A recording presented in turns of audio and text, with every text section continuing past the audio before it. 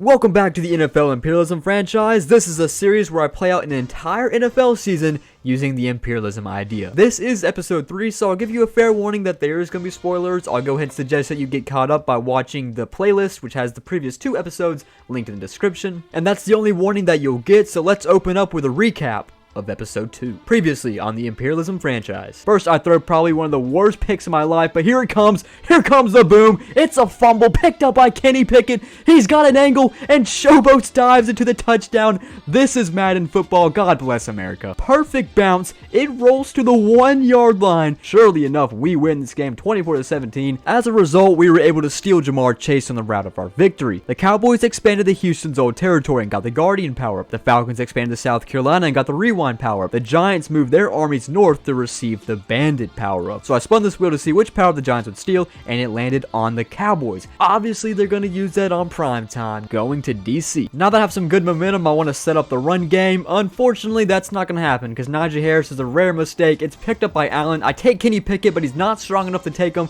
And look at Jamar Chase like he's DK Metcalf. This time he misses the dive, and we just got showboated on with a scoop and score by Jonathan Allen. Yeah, I 100% got dominated this game. Anyways, this loss cost us Myles Garrett, and I guess it's our time to get our revenge against the Philadelphia Eagles. Look at this fumble, and then Najee Harris is gonna kick flip the ball like he's prime Messi, picked up by the Eagles. I hit stick with Kenny Pickett. Mark Andrews picks up the fumble and runs out of bounds at the 50-yard line, and we can go ahead and move the Pittsburgh Steelers to Harrisburg because Najee Harris is capital H, capital I, capital M, him. He is going to ice this game with a huge touchdown. And for whatever reason, Kenny Pickett dives over the top of the line. And it's a fumble scoop and score right here. It's going to put the Eagles up with a minute. I go ahead and lob it to George Pickens. He breaks the tackle. And we're going to take the lead right back with a huge touchdown. We're going to win 37-34. Stephon Diggs to join forces with Mark Andrews, Jamar Chase, and Deontay Johnson. But the 3 teams eliminated, starting with the Buccaneers, 1-5.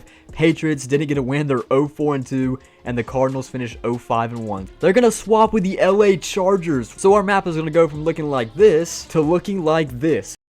So 26 teams remain as we eliminated 3 last episode and 3 to the first episode. Remember, we're going to keep on doing this until we narrow it down to 14 teams, which will have a map reset for the playoffs. And sticking with the common theme, every time a team is eliminated, a power-up will be placed on their old territory. So the 3 power-ups today are 2 returning ones we've already had in the series, Rewind and Redeployed. I just like them both. And we have a new one, which is Juiced. Let's go ahead and spin for our first power-up and see where it'll be placed. We'll start with a new one. I'll explain what this does in a moment, but it's going to go on New England's old land. This could ultimately be a power move for the Giants as they're already still holding on to the Guardian power from last episode. And next up, we will have Redeployed. I heard a lot of you guys saying Redeploy is more like a power down, but I like it because it just spices up the map. It's going to go on Tampa's old territory, which is ironic because this location of land is not even remotely close to Tampa. And this leaves the Rewind power up to be placed in Arizona's old territory out west. Okay, so what does this Juice power up do? Well, it's basically the complete opposite of the power down Poison. This one's going to add 5 overall to their top 3 players. So where will we begin attacking week 7? Ooh, it's going left. I know this has been a source of confusion for a long time on the Imperialism series, but for this case, considering it's just a lake, I'm going to count this as a matchup against the Detroit Lions. Also gives us a new matchup. So week 7 begins in Detroit.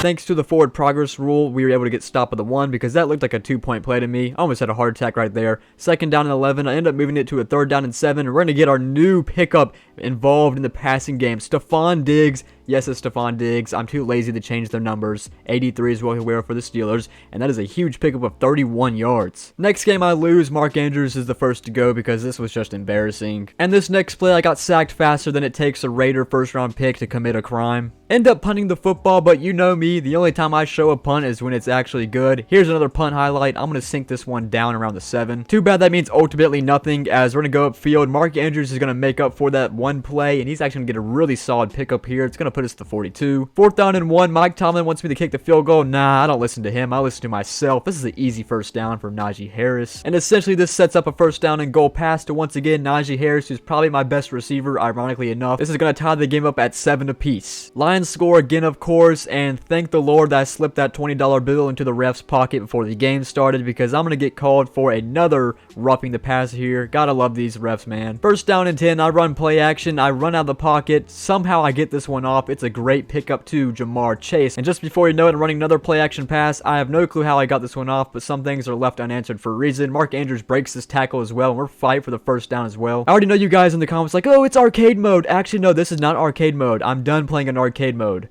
Or am I? Here's a touchdown for Najee Harris. We're going to tie it at 14. Lions score another touchdown. What's new? A run play action pass. Look at this. It's Stephon Diggs. Wide open middle of the field. We're going to tie this game up right before halftime at 21. What a performance it has been for Kenny Pickett and this stacked receiving core so far. After halftime, tied at 21 apiece. I'm going to keep it rolling. Another big pickup. This time, Jamar Chase has it. And I got to get Najee Harris involved too. This is his best run of the day. It's going to set up shop at the 10, where I'm looking to take my first lead of the day on a second down and 13. This is a nasty route by Jamar Chase. Got to help with his X factor as well, and that's going to put us for the first lead of the day, 28-21. And the Lions just gifted me the ball back, but I take a sack in 2 seconds, so I'm going to have to punt or take a field goal. Now, I know this is kind of stupid, but I decided to go for it, but I get sacked in 2 seconds. The reason I wanted to go for it because I just felt like taking the field goal was stupid at 59 yards right there. So it's just kind of like a midfield punt for them. But I get the ball back. They do nothing with it. I'm gifted the ball again. And this time I really get a field goal. Thank the Lord. With this kick up, we'll make it 31-21 with only 6 minutes left. We're making this a little out of reach for the Lions. And I really don't understand why they're trying to sell so bad. 3rd down and 8. I try to get a slip screen going, but it's not going to work. It's going to be just short for a 4th down. But I can get another 3 points up. And that's exactly what I'll do. We'll make it 34-21 now. Lions scored a touchdown, so all I got to do is get a 1st down. And I have no clue what happened here. I tripped over the air apparently, and the Lions called their final timeout. I mean, seriously, this is more of a bad trip compared to whatever the hell Aaron Rodgers was doing in the forest on his darkness retreat. Anyways, all I gotta do is hope the Lions not score a touchdown to win the game. You gotta be fun. Well, last opportunity, a Hail Mary. I'm just gonna see and throw this one up. He turned 34 yesterday. Does he have a vintage moment in him? In the end zone, it is caught for the touchdown. Richard Rodgers on a walk-off. Yeah, that really hurts. We really should have won this game. The Lions have a really stacked offense, though, with Michael Pittman. We lose. Week 7 was a busy stretch around the league off camera, so let's get it recapped. First of all, we got our hearts ripped out of our internal organs versus the Lions following a 34-35 loss, and it sucks to say that Stephon Diggs played his first and potentially last game in the black and yellow. Other important transfers include the Giants getting Von Miller, Jets acquired tackle Lane Johnson, Zach Martin joins the Chiefs, and Justin Jefferson is now a Ram. 3 of 4 power-ups standing were conquered, and we will begin with a double triple power-up in Oklahoma, which was finally obtained by the Cowboys. It only took 7 weeks. So from here on out, unless it gets stolen on a later date, Cowboys get 2 players for every win. Then the second rewind power-up of the series went to the Las Vegas Raiders out west. And there's been a fair share of Raiders legends, even including Jerry Rice and Randy Moss, but considering both those players were not known to be a Raider, I had to go with someone more fitting in the silver and black. Charles Woodson. Yes, I know he can also be seen as a Packer, but this just felt like the right option. And lastly, the second redeployed power-up was conquered by the Dolphins, in which they will finally move out of South Florida and swap locations with the Cincinnati Bengals. And for your Week 7 standing update, the Chiefs remain on top. They're 6-0-1. Niners are still kicking it, and especially the Panthers as well. They're also still 6-1. Jets are on the rise at 5-1-1, and you can see our only 2 undefeated teams, also the Dolphins. I had the Dolphins at 5. Considering they've only played 4 games, they're 4-1. And here's a look at the mid-tier teams. You can see if the playoffs started today, we would sneak in just at the 14th spot at a 4-3 record, which is kind of crazy to say. We're above the NFC champs, who are ranked 16 right now on a 3-3-1 record. Going into our 17 to 24 teams, we have teams that are just standing at even or teams that are just under negative record. We will be narrowing it down to 23 teams at the end of this episode, so whoever is 24 by the end will be eliminated. Right now it's the Seahawks at 1-5-3, and our final page also has the Saints and Commanders, who are both 1-5-1. They are in jeopardy of leaving this episode. Is it just me, or does the Chiefs land kind of look like a little man sitting on the toilet, whereas the Saints are the toilet? And that's kind of ironic because the Saints will be flushing down the toilet by the end of this episode. I can't remember if I referred to this, but a lot of you guys said the power up redeployed could actually be seen as a power down, and this is one of the perfect examples of why it actually could be a power down. The Bengals got screwed, and now they're basically stuck here for the rest of the series, and the only option is to play the Jaguars, unless they eliminate the Jaguars somehow. I don't really know. It's going to be tough for them. But looking at it in our perspective, our area just gets worse and worse. Now we have the Dolphins, undefeated Dolphins to deal with. That's going to be tough. So what does Week 8 have in store for us? That looks like it's going upstate New York. This could be the Bills. Yeah, surely enough, don't need to draw a line for this one. We will be visiting the Bills for the first time this season. This is a tough game, and I almost feel like we need to win this one as well. Steelers at Bills. Well, the only way to get back on track is to get Najee Harris on track because he is the lifeline of our team, and he'll get 10 yards here for the first down. Dead at the 50 again. Once again, I take another phantom sack in 2 seconds. I really don't know what the logic of this game is when it comes to sacks. Second down 11 now. I see a really good route for Jamar Chase, and unfortunately, he just was not able to bring it in. Really sucks. That's a third down and 11. I end up having to punt the ball, and we end up sinking in the 5. Another great highlight. Too bad, once again, it means absolutely nothing as they're going to score 7 on it. So I'll run the same play with Najee Harris, and we'll get another 10 yards. Now second down and 9, going for a lengthy pass, and I have no clue what kind of animation this was, and it took me a long time to figure out who this was, but I forgot Sauce Gardner is apparently a Bill. Gotta love when Madden animations beat the physics of picks like that. Bills get the ball back, but they do absolutely nothing with it, so I'm going to try to throw again. This one I sneak into Deontay Johnson. And now fourth down and 2, I trust Najee Harris again. I get this first down. We're across midfield.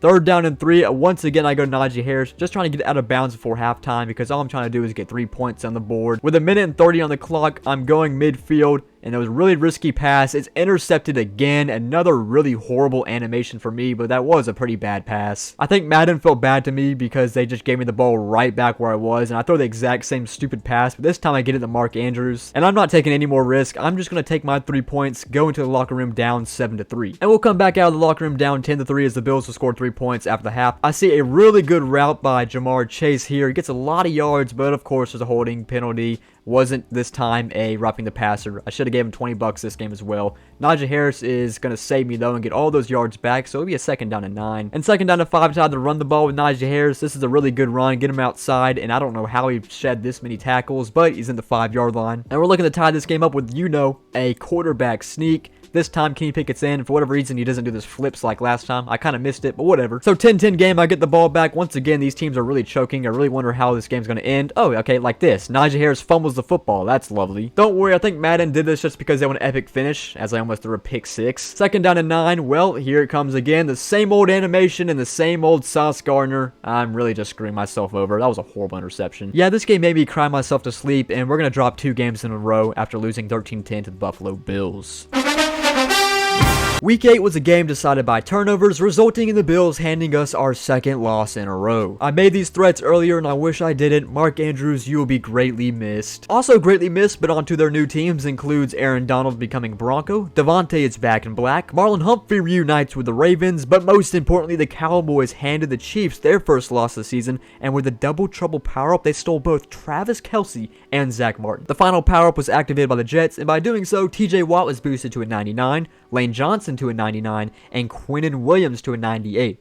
Rodgers was just outside as the 4th best player, so he stays in at 87 overall. Huge win from the Juice power-up for the Jets. Never thought I'd see the day, but the Panthers are currently the #1 team in the nation on a 7-1 record. Chiefs take their first loss of the season, so they drop to 2nd, and the Jets will rise to 3. They're both 6-1-1. I can't give the Dolphins a reason to jump them yet, even though they are undefeated. They have played 2 less games, and that's the reason why they're at 4. So that means the Dolphins are the only undefeated team left on the board. As you can see, the Niners also lost, are at 6-2. The Broncos are still climbing, and the Bills, who just beat us, are on the top 8. And we have fallen out of this page, but this is the mid-tier teams from 9 to 16. Vikings are climbing, Rams and Chargers both 5-3. We dropped 4 spaces to 18, so we're not in huge trouble yet. I would like to win this next game though. We're not going to get eliminated this episode. That's the good news. The Eagles are somehow doing worse. They're 3-4-1, and no changes here considering the Saints and Commanders both got skipped in their turns. They're still 1-5-1 and more than likely getting eliminated after this game. Well, that sucks. Anyways, what you're looking at right now is a map of the United States of America with 26 teams on it, and this is the first time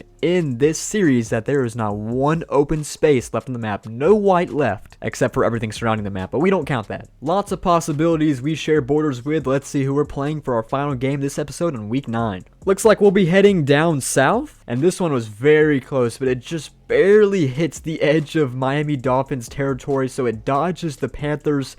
Either way, this is a lose-lose situation. These are 2 of the top 5 teams in the league right now, but we will play the Miami Dolphins. Let's see if we can knock them off from being undefeated. Quick trivia question. What is the first thing Dean does when he starts a game?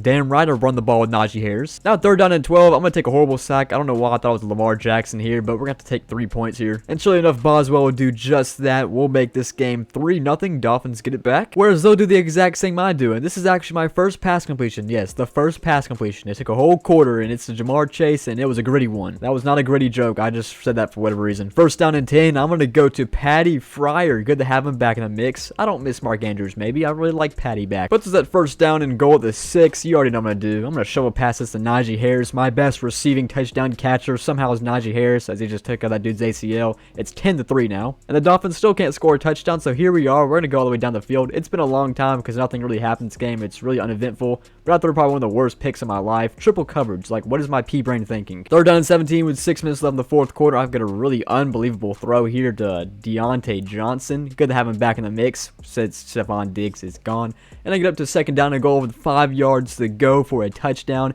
And I find Jamar Chase in the elbow of the end zone. It's going to make it 17-3. I'm speeding through this game because nothing really eventful happened. It was kind of a slugfest. I really don't know how this team was undefeated, but we ended up winning 24-3. And it's good to be back on track, so we're back above the positive with a 5-4 record. Dolphins, wow, I don't even know what to say.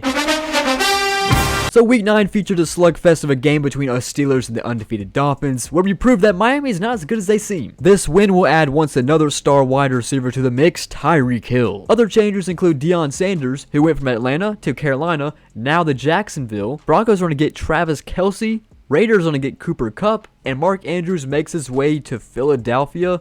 And much more. And you know it's time for the final standing check of the episode. The Jets are at the #1 seed right now. Can you believe it? I can't. They're 7-1-1, puts them at 1. Niners and Panthers are crawling their back way up. They're 7-2. The Broncos trending up. They're 5-1-3. I have them at 4. I knocked down the Chiefs down to 5, Dolphins at 6, even though they just lost their first game, and Chargers and Falcons follow. 9 through 16, we see some teams with 5 wins, but for the most part, these teams are pretty even. And it includes us at 15, which is just 1 spot out of the playoffs. We're sitting at a 5-4 record, tied with the Rams. And 17 through 24, you can already see one team's eliminated. That's right, we're already getting down to the final page being completely eliminated. But you can see one team's been eliminated on this page. It's the Commanders. They finished 24th with a 1-5-1 record. And our final page, all black and white, you can see the 2 teams that were eliminated as well. The Seahawks finished 1-7-3 and the Saints finished 1-6-1, and those are our 3 teams eliminated: the Saints, Seahawks, and Commanders. So this is where our map ends on the end of Season 9. It's been just a little past the halfway mark of the regular season, so I figured I'd show you just a little time lapse of the maps. It should be going right here. You can see as we start in Week 1, you got plenty of white empty spaces, and it does not take long until the entire map is just engulfed with varieties of colors until we eventually get to where we're at now, Week 9. Now we do have 3 spots remaining. Once again, those 3 spots will be replaced with power-ups next episode. Concerning the Seahawks, Saints, and Commanders are eliminated. We actually have a pretty solid chance of getting a power-up next time. Hopefully we get it. But that's all we got today. And I'll see you guys for episode 4 next Friday. See ya.